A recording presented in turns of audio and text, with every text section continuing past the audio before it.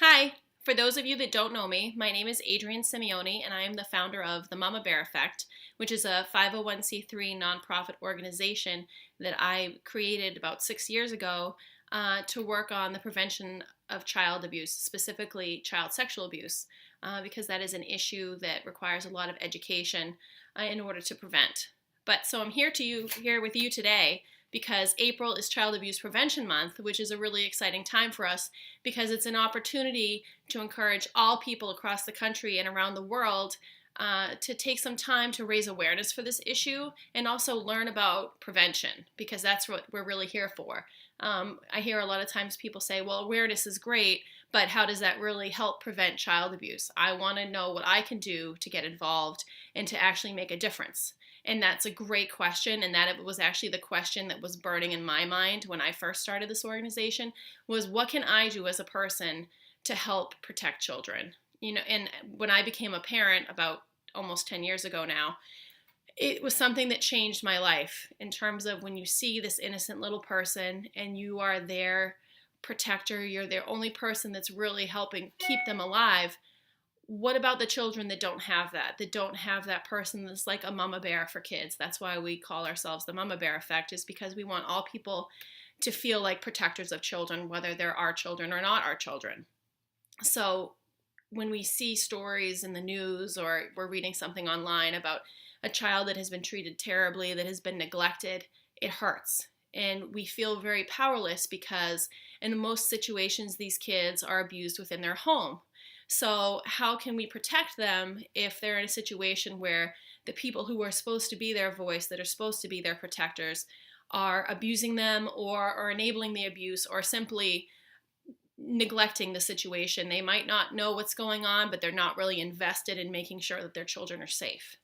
And so it took us a long time actually to do the research and find out what can we do to protect children from all forms of abuse. And so a few years ago, I finally came across some research, and it's called the 5 Protective Factors Framework. And these are 5 concepts that we can work on as individuals, as a society, as a community to help protect children from abuse. So the first one is providing basic needs for children and families. When a family can't provide for their children, whether it's clothes, whether it's healthy food, whether it's appropriate shelter, that's something that we can help support, whether it's with nonprofit organizations with our community, doing clothing drives, food drives, supporting the food shelter, the food pantry and homeless shelters. We can help keep families on their feet, because a family that stays together and is supported can do a better job of taking care of their kids, rather than stressing about where their next meal is going to come from, how they're going to get that next paycheck. If they have some sense of stability, then that can help them better provide for their children. So even if we're in a neighborhood and we want to just do something nice for someone, walk over to a neighbor's house and say, hey, you know what, we made a meal for you. We're a community, we're a neighborhood, and we just want to reach out and say hi. And, would you like, some free food on us, some way to just connect with the people around us. So we don't necessarily even have to rely on the government to provide for families. We don't have to rely on community organizations. There's a lot that we can do within our own community to help others feel supported. Now, the second one is support mental health and addiction services. One of the big adverse childhood experiences, also known as ACEs, as I'm sure many of you know, is that when children live in a household where there's mental illness, there's severe depression, there's issues that are not being taken care of, there's addiction, that parent is not able to put their child first. And whether or not they want to put their child first or they feel like they don't want to put their child first, when we help people overcome addiction and we provide appropriate support for mental health services, and we kind of take away that stigma of needing help and being ashamed to say that I have a mental health problem, we can help protect children by supporting the adults that are supposed to be there for them first and foremost. So right now we have a serious issue in our country with an opioid crisis. More children are being orphaned because of opioid addiction than ever before. And what's happening is a lot of these kids are then being raised by their grandparents, which is putting an extra burden on them. Or these kids are entered into the foster care system and then they're looking for someone to take care of them. That is a huge disruption in their life. And even if they don't lose their parents, if they're living in a home where there's addiction, there's a certain level of neglect. Even if it's not physical neglect, it might be emotional neglect. The child might feel a sense of stress because they don't know what's going to happen to their parent. They don't know if they're going to come home and their parent's going to be smiling and looking forward to seeing them, or if they're going to be passed out on the floor, or if they're just going to be locked away in a room. These kids need that human connection. And so if we can help adults who are ready to get that help, get the help that they need, then that means we can make a safer, more nurturing environment for children within the home. Now, the third one is education and child development in positive parenting and stress management. Now, no one signs up to become a parent knowing 100% what we're going to expect. As myself, I am a parent of 4 kids. I can tell you absolutely that there is a huge learning curve we're thrown into. We don't necessarily know what to do, but we do know that it's all on us. And when you take that baby home from the first time from the hospital, it's all on you. And some of us might have family that's going to come and visit us and take care of us, but some of us don't. Some of us are going to go home to a situation that might not feel completely safe. Or you may have grown up in a situation where your parents did not treat you well. Your parents might have, had some negative behaviors, and you want to break that cycle.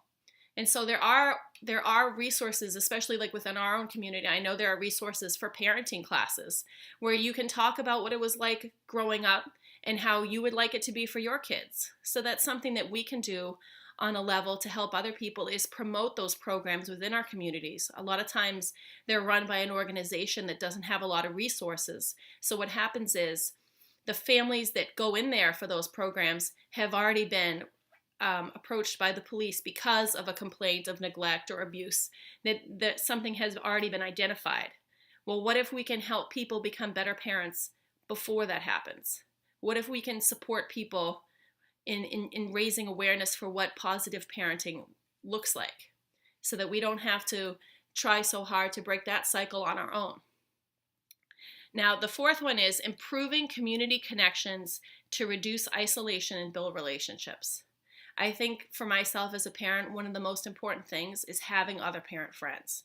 And I can absolutely tell you, when I was home with my first child, I spent a lot of time within the house by myself. My husband works a lot of hours, and my mother lived kind of far away. And so a lot of the times I was home by myself. And I didn't really feel motivated to get out of the house a lot of the time. And so now I have a community around us. We have a great neighborhood. And so I'm so thankful for that, because there are other parents around us. We've connected, we've talked, we support each other. So if someone, needs to come over for a cup of coffee, they're not shy to say, hey, can I stop by for a little bit? Or if we need to run an errand and we don't want to have to take all of our kids with us, we can say, hey, do you mind watching my kids? Or a few months ago when I had a migraine and I was really killing me and I needed to rest, I asked my neighbor if she could watch my kids for a couple hours, and she was happy to do it. And we do that back and forth. So even if it's something like that, or just walking around the neighborhood and getting to know the people within your neighborhood. And I know some people have reached out and said, I know my neighbors, I don't like my neighbors, I don't want to know my neighbors. I totally understand. But there's different ways that we can reach out to the community and make people feel like they're appreciated.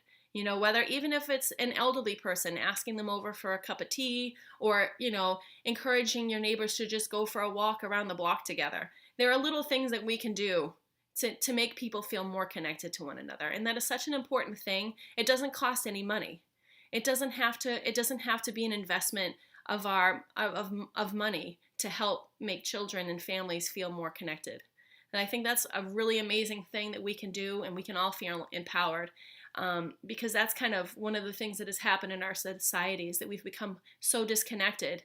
And when we don't know the people around us and we're in a situation where we need help, we don't know where to turn. And that can be a really scary thing. And so sometimes when that happens, people might make the wrong choice. If I was in a situation where I didn't know anyone in my neighborhood and I needed to go out to the grocery store real quick to get something, sometimes parents make the choice to leave young children at home. And that might not be a choice. We know that choice is wrong. But under that moment of stress, they decide that they're going to make the wrong choice and they're going to take a chance. And that's what happens a lot of times when there's abuse within the family, or because there's a new romantic partner that's entered into the situation, and that person is all of a sudden put into a situation where they're expected to watch someone else's kids, and they're not really there to be a parent for those kids, but they're there for that romantic relationship, or they enter that romantic relationship because they want access to those children. So if we're better able to support families, support single parents, they might feel more able to make safer choices for their children. I hope that makes sense. And the last one is nurture healthy social and emotional development for children. If we really want to break the cycle, we got to help the kids right now understand that they can be resilient about what's going on in their life, and that they can become a better person, that they don't have to make those same choices that they see being made at home. And we made a post about this the other day, that sometimes the behavior that children express is not because they're bad kids. It's not because they're problem kids. It's because they're dealing with a problem and they don't have the skills, they don't have the support to properly manage that. So it comes out in their behavior. And I can tell you, when they're treated as a problem child in school, a lot of times I see that these problem kids would not be allowed to go to recess, that was their punishment for their behavior in class. And what happens is that all of a sudden they feel like they're being punished for something that they're struggling with in the first place. And so therefore that opportunity for them to go out and exercise and get some fresh air and feel like a kid is actually being taken away from them. And so therefore they're being basically told to sit still and hold in that anger for even longer. And so you can see how this will happen, especially with kids who are in the foster care system. I went to a conference last year where they call foster care the pipeline to prison, because a lot of kids who are put into foster care or then enter into delinquency programs because they're acting out because of the problems they're dealing with their life. They're not being properly supported. They're not getting those positive role models in their life. Those kids then continue the behavior problems, and then it leads into a legal issue. And then when they're going into court and the judges determine that these kids are in for the foster care system, it might not be right, but a lot of times there is a bias against children for being in foster care, because there is this mentality that because they're foster children, that they're more likely to continue to commit crimes. So these children are often given harsher sentences because of that. And spending time in prison isn't necessarily making them any better citizens when they come out. Instead of getting support and resources and positive role models in their life, they're put in a jail cell. And that's not helping anyone at all. We're just creating more problems. We're causing more money to be spent on something that's not actually making things better. So, I mean, when we talk about ending child abuse, it really is a social problem. And a social problem requires social change, which means the society. It means us. We have to be involved in the solution, because we can't just look at it and say, well, that's a problem and it's affecting my life because it's causing crime, there's causing poverty, it's causing homelessness, it's causing more people to be addicted to drugs, the world isn't safe, there's people out there who drink and drive, and all these things that are often systematic because of abuse not being addressed in the first place. So this was from the Taiwan Abuse Campaign. It's a campaign to raise awareness for Child Abuse Prevention Month. You can take a picture of yourself wearing an ugly tie, and they have a sign on the website you download to raise awareness for child abuse prevention. Basically, the saying is that there's nothing ugly. The only thing uglier than child abuse is a society that ignores it. And we also have this download on our website. You can use it to raise awareness online. You can use it as you can print it out as part of a presentation. A lot of people have been using this to make yard signs. So if you see Pinwheel Gardens with this yard sign, you can download this on our website, because we just want to help people just like me. I wanted to find out ways to help prevent child abuse. And so our website is designed to help you, the individual, also create change within your community. I think it's an amazing thing that we are each capable of changing a lot of lives. It doesn't have to be throughout the whole country, but it can be within our own community. I know a lot of times when we post a story about child abuse or child sexual abuse, and it will be within someone's community, it'll be close to them, and they'll say, oh my gosh, that was so close to me. I can't believe that this happened in my own community. Well, it is happening. It's happening in your community. It's happening in my community. And just because we're not hearing about it doesn't mean that it's not happening. I think we have to admit that it's happening everywhere. And the less that we hear about it, that probably means that we're just not talking about it enough. Because if we talk about it, then we give that opportunity for survivors to feel comfortable saying, yes, this happened to me. But a lot of times they don't want to talk about it because they feel like it's not polite conversation. People might not believe them. Just because you come from a very nice town, a lot of times, people want to cover it up because they don't want to believe that it happens in their town. Well, I can tell you this, it happens in every town, and it's going to keep happening until we are that voice, that we are infiltrating every street, every neighborhood, every house with awareness and support and resources to raise stronger families, to make a stronger community, and help keep our kids safe. So that is my first tip for Child Abuse Prevention Month. I hope you found it helpful. You can go to our website, themamabeareffect.org, and we have links to different websites that you can visit. We have a lot of information on there. And you can also go to taiwan.org with other information and resources for preventing child abuse. Thanks so much for your time.